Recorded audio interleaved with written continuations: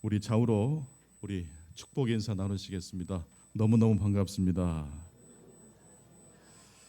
네, 이게 좀 표준말은 좀 전달은 뜻은 되는데 좀 맛이 없죠. 전라도식으로 하면 어떻게 해야 될까요? 인사를 너무 반가울 때 징하게 반갑습니다 이렇게 하면 할까? 시작. 이 정도는 돼야죠. 오늘은 29번째 사도행전 말씀입니다. 그 불안에서 해방시켜 줄 것이다 라는 제목으로 말씀을 대언하겠습니다. 우리는 처음 가는 초행길, 낯선 길은 사실 좀 두렵고 두근거리는 마음이 있습니다. 특히 먼 낯선 나라를 여행할 때 불안합니다. 그 나라를 잘 모르기 때문이겠죠. 외국 여행 중에 늦은 밤 잘 다니지 않았던 곳을 또 다른 사람의 동행도 없이 혼자 걷는다면 그 굉장히 위험한 일입니다. 강도에게 나를 털어 가십시오 그런 사인을 주는 것과 마찬가지입니다. 그런데 한국을 방문한 외국인들이 가장 놀라는 것 중 하나는 밤 늦게 돌아다녀도 치안에 문제가 없다는 사실. 우리는 당연한데 그분들은 너무 놀랜대요. 미국도 그렇게 선진국인 미국도 밤 늦은 시간에는 다닐 수가 없습니다. 그렇다면 이 세상에서 가장 여행하기 까다로운 나라가 어떤 나라일까요?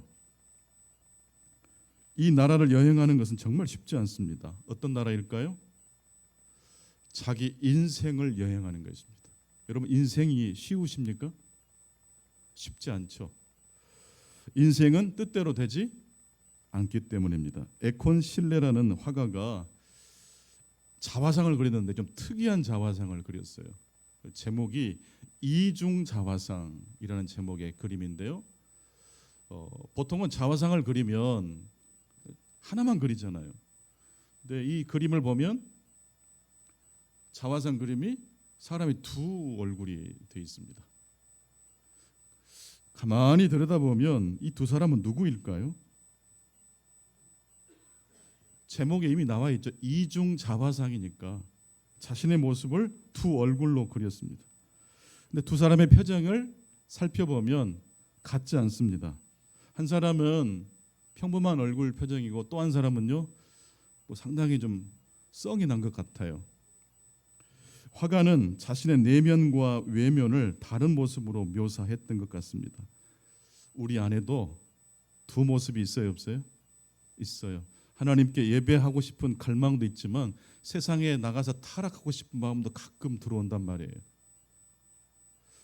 뭔가 이렇게 목표를 향해서 달려 경주하고 싶은 마음도 있지만 아무것도 하기 싫고 귀찮을 때도 있습니다. 우리 안에는 두 가지 내면이 있습니다. 두 얼굴이 있습니다. 이 두 얼굴의 사람을 사이좋게 하는 방법이 무엇일까요? 우리 안에 있는 두 얼굴, 두 사람을 어떻게 하면 사이좋게 지내게 할 수 있을까요? 사이 좋아야지만이 우리 인생이 행복해지잖아요. 그러려면 내 자신에게 내 자신이 자비를 베풀어야 합니다. 보통 우리는 다른 사람에게 너그럽게 대한다는 것은 아는데 내가 내 자신에게 자비를 베푸는 부분이 굉장히 인색합니다. 그래서 실수하면 막 화를 내거나 못 견뎌요. 그럴 수 있지. 자기가 자기 자신에게 좀 다독거려줘야 되거든요. 그렇습니다. 복음은 예수를 모르는 사람에게뿐만 아니라 예수를 믿는 우리 자신에게도 복음은 매 순간 매일 필요하지요. 그렇습니다. 뿌린 대로 거두는 법칙 때문에 이 세상이 돌아가지만 뿌린 대로 거두는 법칙만 있으면 큰일 납니다. 실수했을 때 감당 못 하잖아요. 죄에 넘어졌을 때 감당하기 쉽지 않잖아요. 근데 뿌린 대로 거두는 법칙 외에 또 한 가지 법칙이 있어요. 하나님의 은혜가 먼저 우리에게 찾아와 우리를 회복시켜 주신 다음에 우리의 삶을 개선하도록 인도하는 복음의 길이 있습니다. 이름하여 거두었으니 어떻게 해요? 뿌려라. 뿌린 다음에 거두는 게 아니라 이미 하나님의 은혜가 와버렸어요. 그런 다음에 회개의 삶을 살아간다는 의미입니다. 바울 사도는 지금 2차 전도 여행에 돌입했습니다.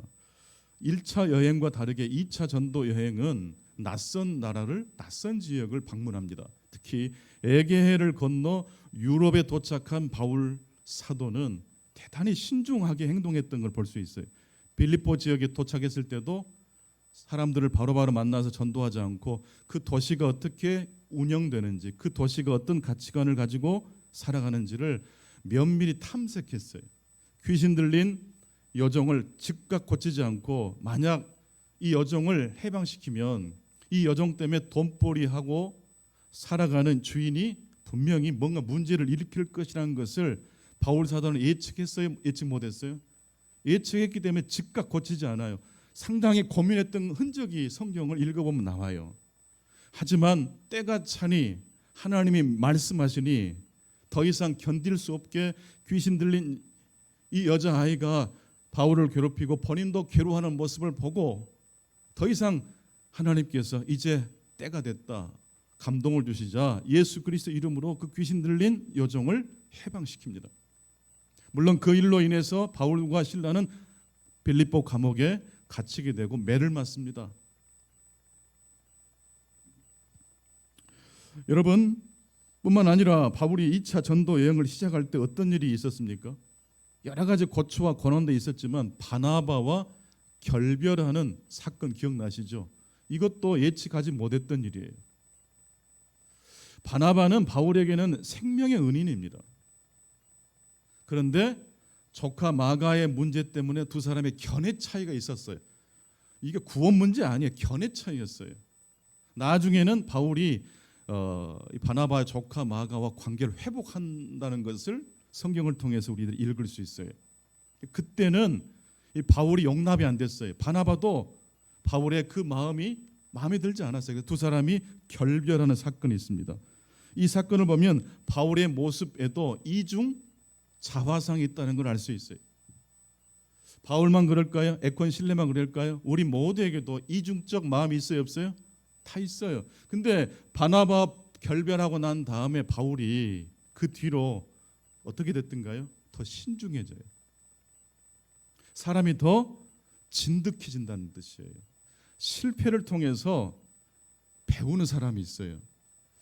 어떤 분이 그런 말씀했던 기억나십니까? 인간은 승리하기 위해서, 이기기 위해서 태어난 게 아니라 성장하기 위해서 태어난다. 성공하지 않아도 성장할 수 있나요? 고난과 실패와 실수를 통해서도 우리는 깊어질 수 있어요. 성장할 수 있어요. 인생의 본질은 그래서 실패와 좌절, 고난이 우리의 삶에 아주 크게 찾아온다 할지라도 성도 여러분, 고난과 아픔은 실존적 문제, 누구나 다 겪는 문제예요. 중요한 것은 인생의 본질은 고난과 고통이 밀려와도 성장할 수 있나요? 바로 그게 인생의 본질이에요. 언제든지 우리가 마음을 활짝 열면 하나님께서 이끄시는 대로 순종하면 하나님 말씀대로 내 삶을 뒤집으면 고통의 자리에도 숨이 넘어가는 자리에도 성장할 수 있고 지혜로운 사람으로 변화될 수 있어요. 자연은 봄, 여름, 가을, 겨울로 언제나 변화되고 뒤집습니다. 자연은 하나님의 창조 질서에 순종해요. 인간 역시 이 하나님의 때에 대하여 순종합니까? 순종하지 않습니까? 오늘 보니까 다 반팔들이 사라지시고 긴 팔로 다 입고 오셨네요. 보세요. 사람도 하나님의 시간, 하나님의 때에 순종합니다. 더 이것을 적용하면 내 뜻과 다르지만 하나님이 오케이 하시면 우리는 어떻게 합니까? 내 마음은 싫어도 내 삶을 뒤집잖아요. 신앙생활의 핵심은 무엇입니까? 하나님의 때와 하나님의 뜻에 우리 자신을 뒤집을 줄 아는 게 신앙의 핵심이에요. 올해 우리 교회 표 말씀과 함께 성경 구절이 고린도후서 1장 20절이에요. 하나님의 예스에 대하여 우리가 어떻게 해요? 아멘으로 응답하는 거예요. 하나님이 예스 하실 때 아멘으로 우리 인생을 뒤집게 되실 수 있기를 바랍니다. 은혜 받기로 작정된 분들은요, 그것이 달라요. 조금 부족해도 연약해도 아멘을 해야 될 때와 순종해야 될 때를 기가 막히게 알아요. 변화하지 않으면 그러므로 추락합니다. 하나님의 때에, 하나님의 변화에 내가 변화되지 않으면 추락한다는 뜻입니다. 그러나 또한 변하면 또 어떻게 돼요? 추락해요. 봄, 여름, 가을, 겨울 하나님의 변화에 순종하지 않으면 추락해요. 여름에 겨울옷 있으면 어떻게 되겠어요? 그렇죠? 겨울이 됐는데 반팔 입고 있으면 어떻게 되겠어요? 변화하지 않으면 어떻게 돼요? 추락해요. 하지만 변하면 또한 추락해요. 내 자신의 정체성을 훼손하면 추락한다는 뜻이에요. 여러분, 이웃집이 아무리 잘 살고 부러워 보여도 부러워할지언정 시기하거나 질투하지 않게 되길 바랍니다. 질투하고 시기하면 추락해요. 우리가 잘 몰라서 그렇지 그렇게 잘 살게 보이는 가정도 깊이 들어가면 두 가지가 있대요. 은혜가 있고 두 번째 뭐가 있어요? 문제가 있어요. 문제만 있는 가정 손 한번 들어보세요. 우리 집안은 100% 문제만 가득 차 있습니다. 반대로 우리 가정은 행복만 있습니다. 그런 분들 자신 있게 손 한번 들어주십시오. 그러면 행복도 있고 불행도 같이 섞여 있다고 생각하는 분들만 손 들지 말고 앉아 계시 보십시오. 모든 가정은 두 가지가 있어요. 그런데 우리가 그걸 전체적으로 다 못 보기 때문에 부러워하게 되고 더 나아가서 시기하게 되고 실족하게 된다는 뜻이에요. 바나바와 갈라선 바울은 에게의 바다를 건너 유럽에 도착했고 그렇게 해서 첫 도시인 빌립보에서 방금 말씀드렸던 귀신 들린 여종을 고쳐줌으로 감옥에 갇히는 그 일로 인해서 감옥의 간수가 또 구원을 받게 되는 그 일을 하나님께서 역사해 주셨습니다. 옥문이 열렸는데 탈출하지 않았던 사건은 표적 중에 표적이라고 말씀드렸습니다. 홍해 바다가 갈라진 것만 기적일까요? 계속 갈라져 있으면 배 못 지나다닙니다. 그러니까 뭔가 하나님께서 역사하시는 시간을 홍해 바다가 요단강이 갈라진 것 그 순간만 기적이라고 생각하면 안 돼요. 홍해 바다가 계속 흐르는 것도 기적인 줄로 믿습니다. 바울과 실라는 4차원의 영적 세계를 보았기 때문에 그 하나님의 말씀에 자신을 뒤집었기 때문에 탈출하지 않았어요. 그래서 누가 구원받았어요? 빌립보 감옥의 간수와 그의 가족들이 다 세례받고 구원받은 줄로 믿습니다. 그래서 우리 그리스도인들은 영적인 투시도를 가지고 세상을 바라봐야 돼요.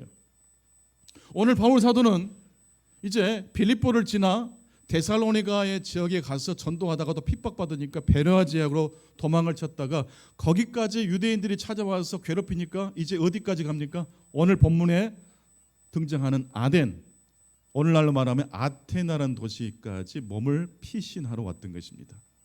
이때 바울 사도는 혼자 아덴에 도착했어요. 디모데와 실라는 데살로니가 교회를 좀 안정시킨 다음에 오기로 했어요. 그래서 바울은 아덴에 전도하러 갔을까요? 그저 피신하러 갔을까요? 피신하러 갔을까요? 선교하러 갔을까요? 피신하러 간 거예요. 지금 바울은 동역자가 주변에 있어요, 없어요? 곁에 없어요. 홀로 지금 아덴이라는 그 낯선 도시에 있어요. 얼마나 외로웠을까요? 얼마나 두려웠을까요? 바울은 지금까지 경험해 보지 못했던 일들을 많이 경험해요. 이 선교 여행 중에. 그 중에 한 가지가 오늘 본문에 홀로 아덴에 피신해 있는 바울의 모습을 통해서 알 수 있어요. 가끔 우리도 혼자라는 생각이 들 때가 있어요. 아내도 있고 남편도 있고 자식도 있는데 혼자 있다는 쓸쓸함이 찾아올 때가 있어요. 바울이 지금 혼자 있어요. 디모데와 실라가 돌아오기를 기다리고 있었어요. 얼마나 외로웠을까요? 그런데 외로움과 고독은 잠시 내려놓고 바울 사도는 하나님의 마음을 품고 낯선 도시 처음으로 들어온 이 아테나의 도시를 바라보기 시작합니다. 그리고 오늘 본문 읽었던 말씀을 보실까요? 사도행전 17장 16절 같이 한번 읽겠습니다. 시작. 바울이 아덴에서 그들을 기다리다가 그 성에 우상이 가득한 것을 보고 마음에 격분하여. 바울이 아덴에서 그들을 기다리다가 그들은 누구겠어요? 디모데하고 실라를 기다리고 있었다.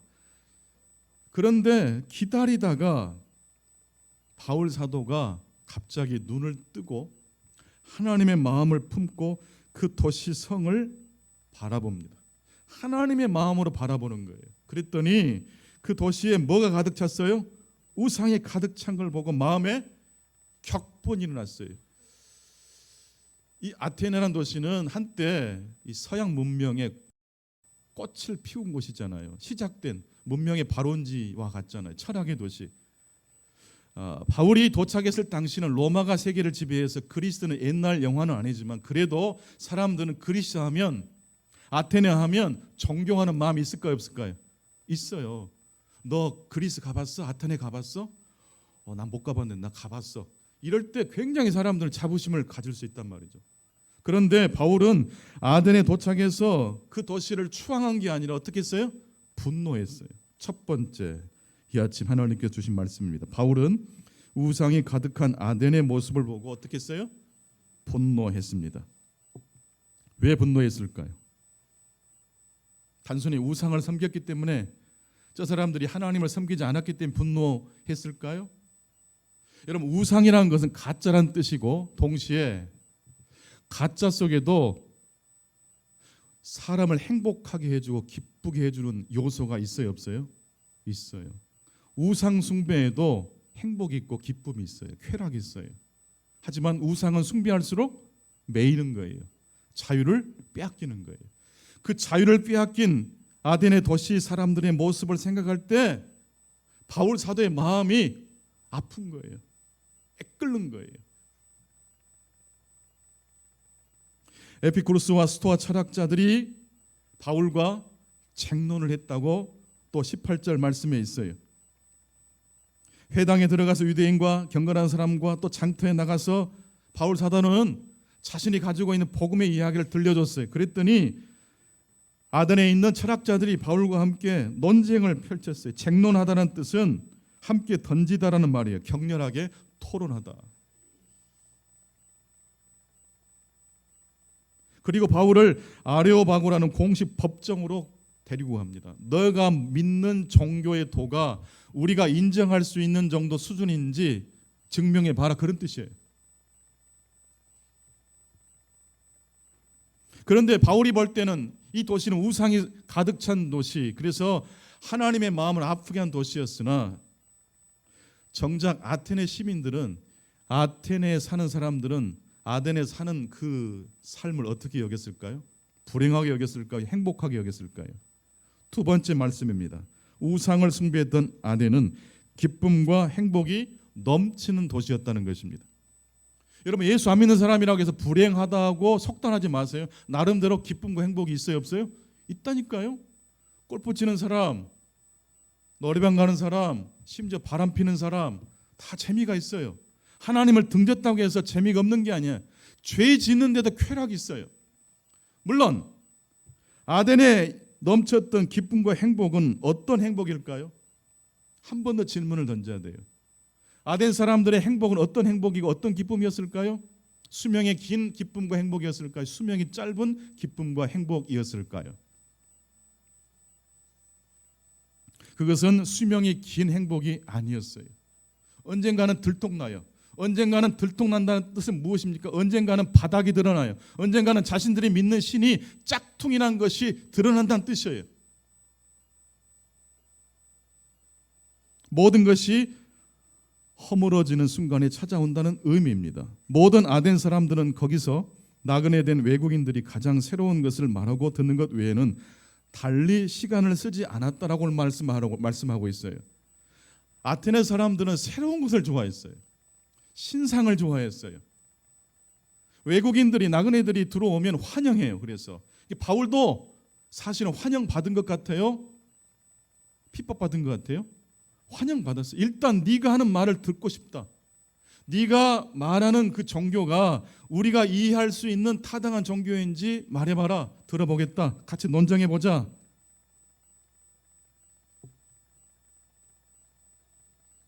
늘 새로운 것을 추구했던 아테네 사람들은 작은 기쁨을 알아챌 줄 알았어요.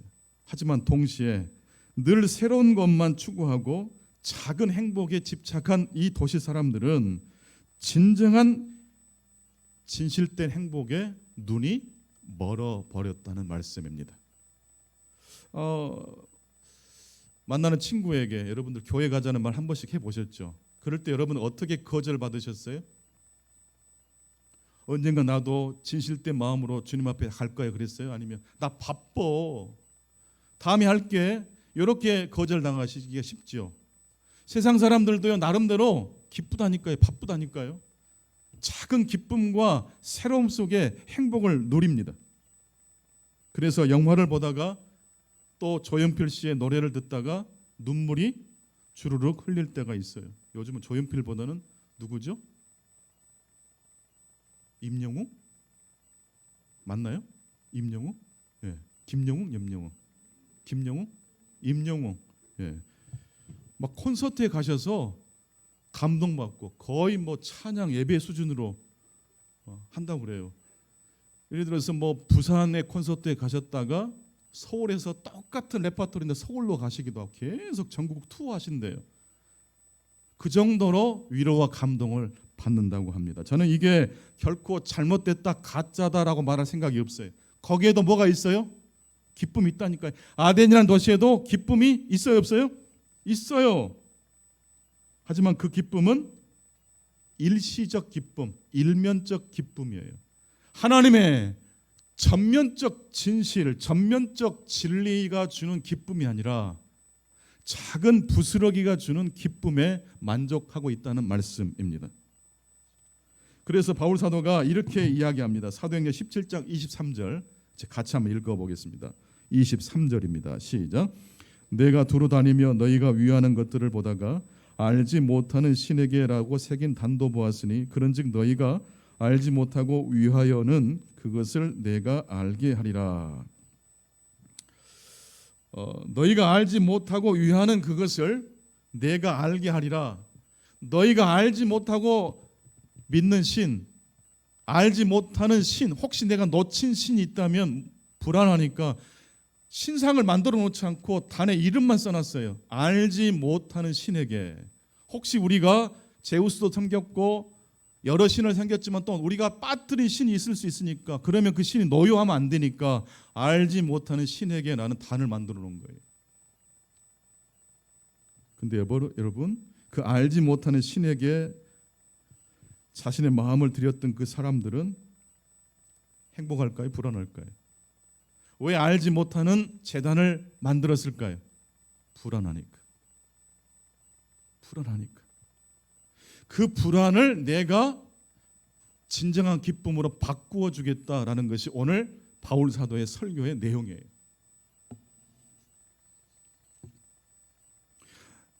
알지 못하는 신에게라는 단을 굳이 만든 이유는 혹시라도 우리가 놓친 부분이 없지 않을까라는 아덴 사람들의 불안 심리를 반영하고 있어요. 그런 아덴 사람들을 향해서 바울 사도는 그 알지 못하는 신에게 난 그 제단을 매개로 해서 내가 너희에게 알게 하리라 라고 선포합니다. 단순히 더 좋은 신들에 대한 정보를 제공했다는 말이 아니라 너희들의 근원적인 불안에서부터 해방시켜 주겠다라고 말씀한 것입니다. 즉 기독교의 하나님을 알려주겠다라고 말한 것이죠. 그렇다면 세 번째 마지막으로 기독교의 진실은 어떤 진실일까요? 같이 한번 읽어보겠습니다. 기독교의 진실은 괴롭지만 수명이 긴 행복입니다. 왜 전도할 때 사람들이 콧방귀를 뀌는지 제가 이유를 알려드릴게요. 기독교의 진실은 처음부터 마지막까지 행복만 이야기해요? 아니면 괴로운 이야기를 해줘요? 괴로워요. 여러분 만화책은 읽기 쉬워도 톨스토이의 소설 또 박경리 씨의 토지 같은 대하 소설을 읽으려면 마냥 행복하세요? 나는 이 소설 읽으면 너무 행복해. 그런 분 계세요? 고통스러워요. 고전이라는 건요 우리에게 뭘 줘요? 고통을 줘요. 여러분 성경 읽으면 마냥 행복하세요? 제가 신학교 입학했는데 성경고사를 봐요. 환장하겠어요. 그냥 구석지는 문제를 막 낸단 말이에요. 그걸 맞추려면 성경을 보통 읽을 수가 없어요. 꼼꼼하게 그냥 읽어야 돼요. 여러분, 성경이 얇으면 얼마나 좋겠어요? 무지하게 두껍잖아요. 두께만 두꺼운 게 아니라 성경이 이야기하는 진실된 이야기는 밝고 행복한 이야기만 합니까? 슬프고 외롭고 고독하고 넘어지는 이야기까지 합니까? 그리스도인들은 임종을 앞에 두고 천사처럼 돌아가실까요? 네? 그리스도인들은 돌아가실 때 정말 아무런 고통도 없이 그냥 쭉 하늘로 옮겨가실까요? 성경은 그렇게 말하지 않아요. 하나님을 제대로 믿는 사람이라면 봄이면 봄에 맞는 옷을 갈아입고 여름에는 옷을 얇게 입는 것처럼 하나님께서 말씀하신 좋은 이야기만 쏙 빼먹지 말고 하나님의 통전적 이야기 앞에 우리 삶을 매달 수 있게 되기를 축원합니다. 사망의 음침한 골짜기가 시편 23편에 포함되어 있어요. 예수 믿어도 병이 올 수 있고 예수 믿어도 사고 날 수 있고 예수 믿어도 아플 수 있어요, 없어요? 있어요. 우상은요, 그걸 피해갈 수 있는 길이 있다. 부적으로 우리를 유혹해요. 근데 기독교인들, 예수 잘 믿는 사람들, 제대로 믿는 사람들은요, 사고가 나면 무슨 헌금을 하시던가요? 이상해 죽겠어요. 하나님, 그래도 더 크게 사고 안 나서 감사합니다. 이상해요. 이건 이 세속의 가치관으로 쩌든 사람이 볼 때 이해할 수 없는 신비예요. 이건 영적인 4차원 세계예요. 뒤집어져야지 볼 수 있는 세계인 줄로 믿습니다. 그런데 이게 진짜예요.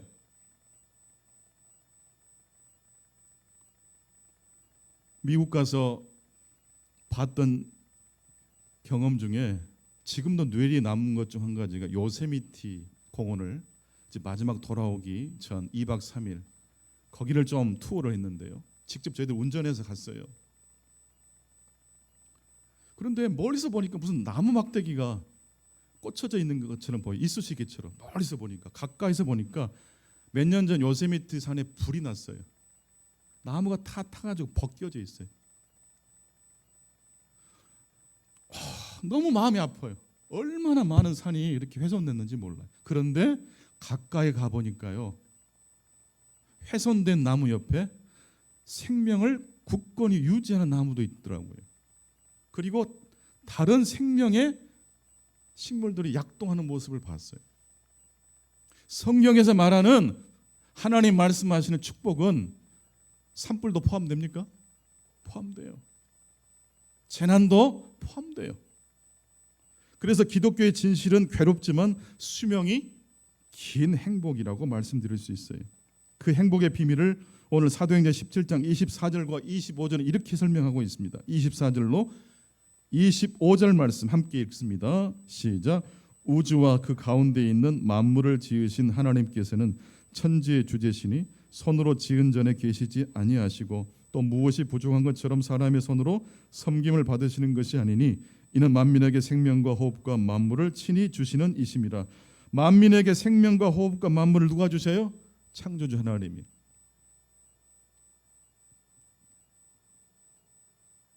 그리고 26절, 27절 보면 인류의 모든 족속을 한 혈통으로 만들사 온 땅에 살게 하셨어요. 그리고 연대를 정해 주시고 거주의 경계를 한정시켜 주셨어요. 왜냐하면 그 사람들이 혹 하나님을 더듬어 찾아 발견하게 하기 위함이라고 말씀하고 계세요. 모든 민족과 족속 속에는 종교적 행위가 반드시 있어요. 근데 이게 누가 심어 넣어 주신 것일까요? 하나님이 심어 넣어 주신 거예요. 그래서 종교는 기독교엔 다 가짜라 그러지 마시고 기독교까지 도착하지 못한 종교다라고 친절하게 말씀하실 수 있기 바랍니다. 그러니까 불교를 제대로 믿는 분들은요, 한계를 느끼고 어디로 관심을 가져요? 기독교에 하나님 쪽으로 온단 말이에요. 하나님은 우리 마음 안에 하나님을 향하도록 종교의 씨앗을 심어 놓으셨어요. 그걸 통해서 하나님은 우리에게 말씀하시고 오늘 두드리셔요. 그리고 마지막, 그런 마음을 가진 사람들이 정확하게 하나님을 만나야 되는 지점이 있어요. 어떻게 만날 수 있을까요? 오늘 사도행전 17장 28절에 나와요. 28절 같이 읽겠습니다. 시작. 우리가 그를 힘입어 살며 기동하며 존재하느니라. 우리가 그를 힘입어 살며 어떻게 해요? 기동하고 존재해요. 우리가 살고 기동하고 존재하려면 누구를 힘입어야 돼요? 하나님께 잘 매달려 있어야 될 줄로 믿습니다. 잘 매달려 있지 못하면 헷갈려요. 우상을 숭배하게 돼요. 살짝 기쁨을 주는 것이 마치 전부인 것처럼 내 인생을 뺏길 수 있어요.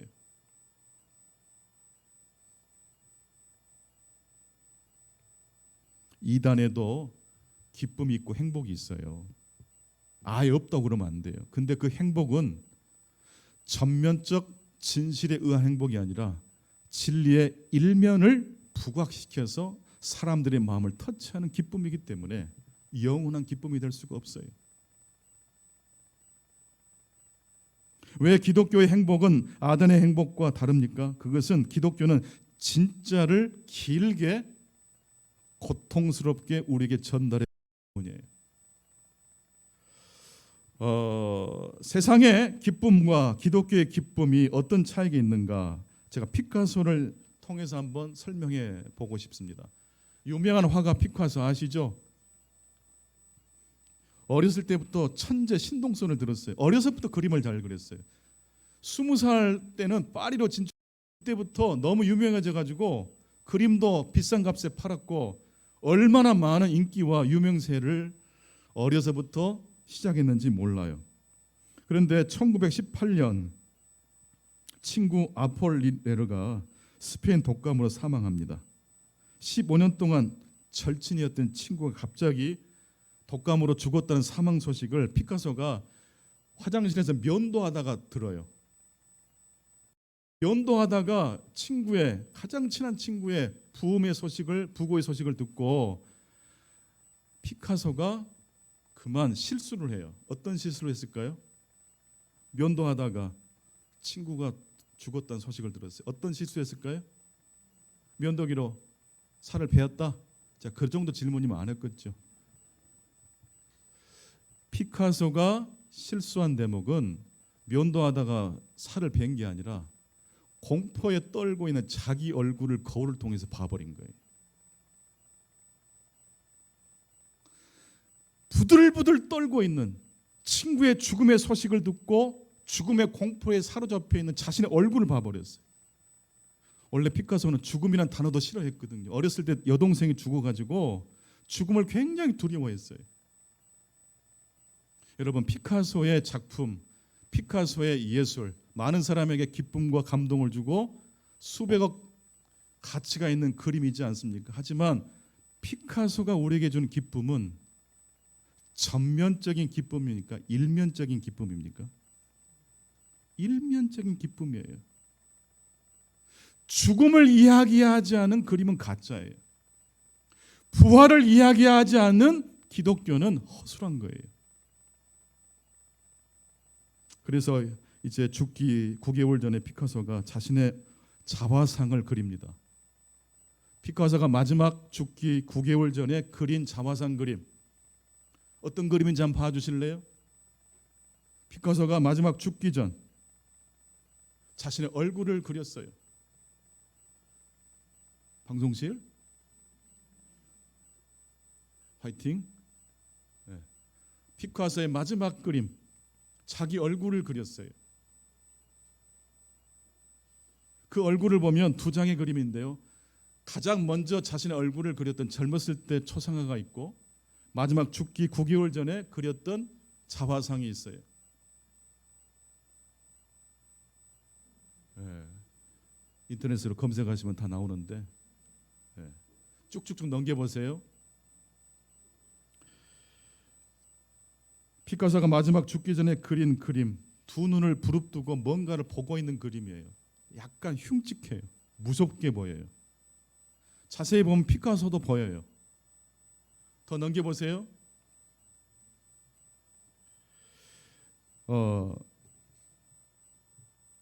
이 그림을 그리면서 피카소는 친구에게 이렇게 이야기합니다.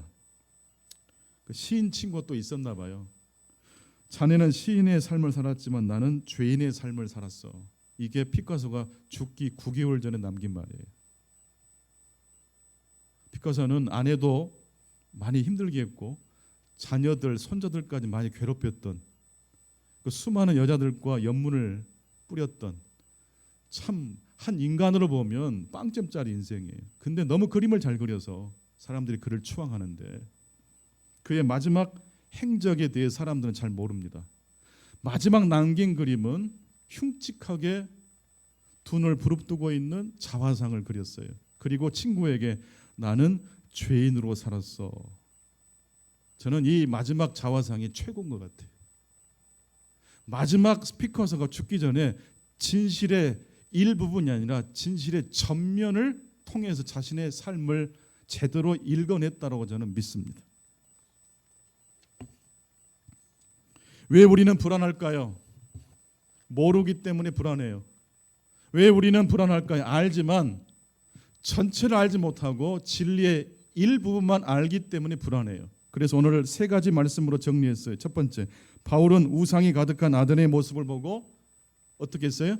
분노했어요. 여러분, 세상에 잘 나가는 사람 보고 시기하지 마시고 하나님의 마음을 품고 보실 수 있기 바랍니다. 두 번째, 우상을 숭배했던 아테네는 사실 기쁨과 행복이 넘치는 도시였어요. 하지만 그 기쁨의 행복의 유통기한은 사실 정해져 있었다고 말씀드릴 수 있어요. 마지막 세 번째, 기독교의 진실은 전면적 진실이에요. 왜냐하면 설교 중에, 성경 말씀 중에 지나치고 싶은 말씀도 있어요, 없어요? 있어요. 우리를 고통스럽게 하고 힘들게 하는 말씀도 포함해요. 근데 그게 처음에 힘들지만 결국 우리를 온전하게 만드는 줄로 믿습니다. 이 하나님의 말씀으로 이 한 주간도 진정한 기쁨, 진정한 행복으로 나아가시는 저와 여러분 되시길 간절히 축복합니다. 하나님 아버지, 감사합니다. 알지 못해서 불안해서 불안한 이 현대인들, 하지만 또한 알지만 진리의 일부분만 알고 있기에 불안한 현대인들의 모습이기도 합니다. 우리는 다 알지 못하면서도 다 아는 것처럼 착각에 빠질 때가 있습니다. 빌립보 간수도 옥문이 열렸을 때 내 인생은 끝장났다고 생각하고 자결하려고 했습니다. 인생을 일부분만 보는 인간의 한계의 모습입니다. 지금의 모습만 보고 낙심하거나 절망하는 자들 되지 않게 도와주시옵소서. 과거와 미래 사이에 지금 현재가 위치함을 알고 과거의 영향을 받을 뿐만 아니라 이제 오고 있는 미래의 영향을 통해서 우리의 삶이 바꿔지고 있다는 사실 역시 기억하는 우리 모두가 되게 해 주옵소서. 온전한 복음으로 이 땅에 오신 예수 그리스도 이름으로 기도하옵나이다. 아멘.